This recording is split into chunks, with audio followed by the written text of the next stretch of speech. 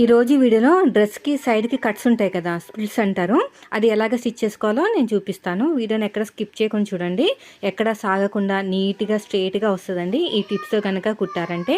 First వచ్చేసి మనకి సైడ్కి జాయిన్ చేసేసుకోవాలి. మనకి సైడ్కి జాయిన్ చేసుకున్న తర్వాత మనం ఎంతైతే ఖర్చు పెట్టుకున్నామో స్ప్లిట్స్ కోసం, అంటే కట్స్ కోసం ఎంతైతే పెట్టుకున్నామో అంతా పెద్ద కుట్టు మీద స్ట్రైట్గా కుట్టుకుంటూ వచ్చేయాలండి. పెద్ద కుట్టు పెట్టాలి, మళ్ళీ మనం తీసేయాలన్నమాట.